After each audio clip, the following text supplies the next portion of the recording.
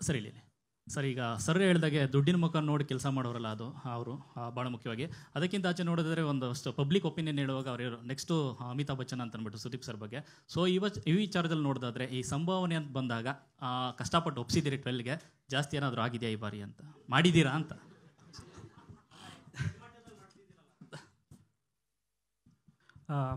ಇಲ್ಲ ಅದು ನಮ್ಮ ಪರ್ಸನಲ್ ವಿಷಯಗಳು. ಬಟ್ ನಾವು ಬೇರೆ ಆಪ್ಷನ್ ಹುಡುಕ್ಲೇ ಇಲ್ಲ.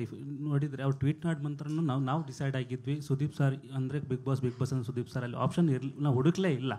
ಸೊ ವಿ ವೇಟೆಡ್, ನಾವು ವೇಟ್ ಮಾಡಿ, ಯಾಕಂದ್ರೆ ಸುಷ್ಮಾ ಮೇಡಮ್ ನಾವು ಡಿಸ್ಕಸ್ ಮಾಡಿದಾಗ ಸುಷ್ಮಾ ಮೇಡಮ್ ಹೇಳಿದ್ರು ನಾವು ಕನ್ವಿನ್ಸ್ ಮಾಡ್ತೇವೆ ಅವರನ್ನು, ಹಿಂಗಾಗೋ ಗೊತ್ತಿಲ್ಲ. ಬೇಕಂದರೆ ಜನರ ಮುಂದೆ ನಾವು ಏನೂ ಅಲ್ಲ, ಯಾಕಂದರೆ ಈ ಶೋ ಅಷ್ಟರ ಮಟ್ಟಿಗೆ ಜನ ನೋಡ್ತಿದ್ದಾರೆ, ಅವರ ಅಭಿಪ್ರಾಯಕ್ಕೆ ನಾವು ರೆಸ್ಪೆಕ್ಟ್ ಕೊಡಲೇಬೇಕು. ಮತ್ತು ನಾವು ಡಿಸೈಡ್ ಮಾಡಿದ್ವಿ, ಯಾಕಂದ್ರೆ ಪ್ರಕಾಶ್ ಎಲ್ಲರೂ ಸೇರಿ ನಮ್ಮ ತಂಡ ಒಂದೇ. ನೀವು ಈ ಪ್ರಶ್ನೆ ಈ ಥರ ಉತ್ತರ ಕೊಟ್ಟರೆ ಅವ್ರಿಗೆ ಇಷ್ಟ ಆಗಲ್ಲ, ಡೈರೆಕ್ಟಾಗಿ ಹೇಳಿ.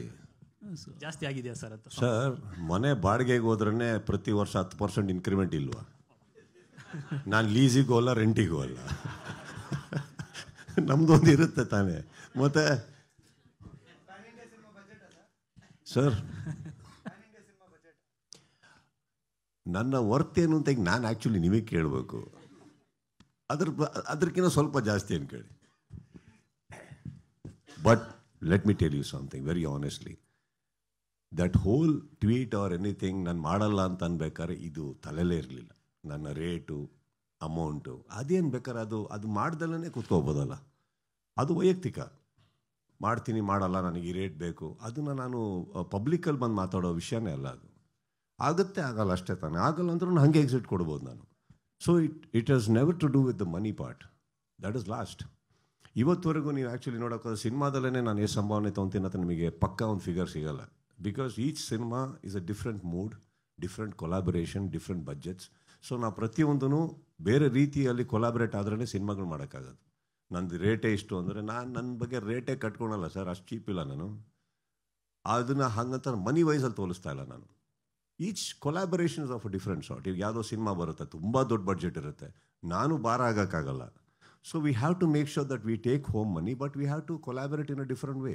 ಹಾಗೆ ಇಲ್ಲೂ ಅಷ್ಟೇ, ಇವ್ರದ್ದು ಇರುತ್ತೆ. ಹಾಗಂತ ನಾನು ಯಾವುದೋ ಫಸ್ಟ್ ಇಯರಿಗಿರೋ ರೇಟಿಗೆ ಇರೋಕ್ಕಾಗುತ್ತಾ ಹೇಳಿ? ಬೇಕಾಗತ್ತೆ. ಇವಾಗ ಇನ್ನೊಂದು, on the table don't forget anything. Okay, market ಒಳಗಡೆ ಕಲಾವಿದನಾಗಿರ್ಬೋದು, ಒಬ್ಬ ಹೋಸ್ಟ್ ಆಗಿರ್ಬೋದು, what I get onto their table is what makes a validation. ನನ್ನ ವ್ಯಾಲಿಡೇಷನ್ ಅವರು, ನಾನು ಸುದೀಪ್ ಜನ ಹಿಂಗೆ AV ಕೊಟ್ಟರು ಅಂತ ತಕ್ಷಣ ರೇಟ್ ಕೇಳೋಕ್ಕಾಗಲ್ಲ. Sensibly even I am a businessman, I understand the validations. What am I getting on to the table, ಅದರಲ್ಲಿ ಒಂದು ಇರುತ್ತಲ್ವಾ. ಸೊ ನಾವು ಅನ್ರೀಸನಬಲ್ ಆಗಿರೋದು ತಪ್ಪಾಗೋಗುತ್ತೆ. So we have to understand ಅವ್ರದ್ದು, including 1 season of budget for Bigg Boss ಎಷ್ಟಿದೆ. ಪ್ರತಿಯೊಬ್ಬರು ಕಂಟೆಸ್ಟೆಂಟ್ಸಿಗೂ ದುಡ್ಡು ಕೊಡಬೇಕು, ಅವರು ಪ್ರತಿಯೊಬ್ಬರಿಗೂ ಇರುತ್ತೆ. ಹಾಗಿರ್ಬೇಕಾದ್ರೆ it's a very reasonable thing that we all crack. Sudeep sir, Bigg Boss ಮನೆಯಿಂದ ಹೊರಬರ್ತೀನಿ ಅನ್ನೋದಕ್ಕೆ ಸಿನಿಮಾನೂ ಒಂದು ಕಾರಣ ಆಗಿತ್ತು ಸರ್. ಈಗ ಬ್ಯಾಕ್ ಟು ಬ್ಯಾಕ್ ಸಿನಿಮಾಗಳು BRB ನಡೀತಿದೆ, ಮ್ಯಾಕ್ಸ್ ಸೀಕ್ವಲ್ಸ್ ಇದೆ. ಸೊ ಇದ್ರ ಮಧ್ಯೆ ಒತ್ತಡ ಅನ್ಸಲೋ, ಜೊತೆಗೆ ನೀವೇನಾದರೂ ಮಾತನಾಡ್ಕೊಂಡಿದ್ದೀರಾ ಸರ್, ಇಷ್ಟೇ ಸೀಸನ್ಸ್ ತನಕ ನಾನು ಮಾಡ್ತೀನಿ ಅಂತೇಳಿ? ಈಗ 12 ಬಿಟ್ಟು ಅದನ್ನು ಹೊರತುಪಡಿಸಿ ಇನ್ನೊಂದಷ್ಟು ಸೀಸನ್ಗಳು ಮಾಡ್ತೀನಿ ಅನ್ನೋ ಥರ. I think we have signed up for 4 seasons more. Oh my God, that is a big news. ಅದು ದೊಡ್ಡ ಸುದ್ದಿ ಇದು ಸರ್. ಹಿಂದೆ ಇರೋರು ಅವಾಗಿಂದ ಮೈಕ್ ಕೇಳ್ತಾ ಇದ್ದಾರೆ. ಒಂದಷ್ಟು ಕಂಟೆಸ್ಟೆಂಟ್ಸ್ ಸರ್, ಸ್ಪರ್ಧಿಗಳು ಶೋ ಮಧ್ಯದಲ್ಲಿ ಒಂದಷ್ಟು ಕಾನೂನು ಹೋರಾಟಗಳ ಕಾರಣ ನಾವು ಇವರಿಗೆ ಹೇಳಿದೆ, ನಮ್ಮ ಗೆಳೆಯರಲ್ಲಿ ಕೂತಿದಾರಲ್ಲ ಅವರಿಗೆ ಹೇಳಿದೆ. ಅವ್ರು ಅವಾಗಿದ್ದು 2-3 ಪ್ರಶ್ನೆ ಆಗ್ತಾ ಇದ್ರು, ನೀವೇ ಹೋಗಿ ಎಂದೆ, ನೀವು ಶಾರದಾ ಒಳಗೆ ಹೋಗಿ ಎಂದೆ. ಎಲ್ಲದು ಬಹಿರಂಗವಾಗಿ ಹೊರಗಡೆ ಬಂದ್ಬಿಡ್ಲಿ, ನಿಮ್ಮ ಪ್ರಶ್ನೆಗಳು ಏನೇನಿದೆಯೋ ಎಲ್ಲ ಓಪನ್ ಆಗಿಬಿಡ್ಲಿ ಅಂತ. ಆ್ಯಕ್ಚುಲಿ ಓಪನ್ ಆಗಿ ಹೇಳಿದ್ದೀನಿ ಸರ್ ಅವರಿಗೆ, ನೀವು ಶಾರದಾ ಅದು ಜೋಡಿಯಾಗಿ ಹೋಗ್ಬೇಕು, ಇಬ್ಬರು ಕುತ್ತಿ ಡಿಸ್ಕಸ್ ಮಾಡಿ ಬನ್ನಿ, ನಾನು ಪ್ರಶಾಂತ್ ಅವರಿಗೆ ಆಮೇಲೆ ಮಾತಾಡ್ತೀನಿ ಅಂತ. ಸರ್ ಅದೆಲ್ಲವೂ ಶೋನ ವೇಗಕ್ಕೆ ಒಂದು ಸ್ವಲ್ಪ ಅಡೆತಡೆ ತಂದ್ಕೊಡಲ್ವಾ ಅಂತ. ಒಂದಷ್ಟು ಸ್ಪರ್ಧಿಗಳು ಸರ್, ಅಂದರೆ 2-3 ಕೇಸ್ಗಳಾಗಿತ್ತು, ಹೊರಗಡೆ ಬಂತಿರ್ತಾರೆ ಮಧ್ಯದಲ್ಲಿ ಶೋದಲ್ಲಿ. ಸೊ ಅದೆಲ್ಲ ಸಮಸ್ಯೆ ಆಗಲ್ವಾ ಅಂತ.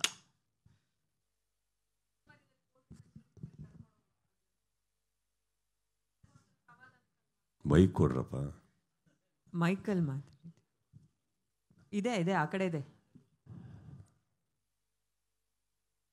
Mic pass ಮಾಡಿ please. Just pass on some 2-3 mics now. Right.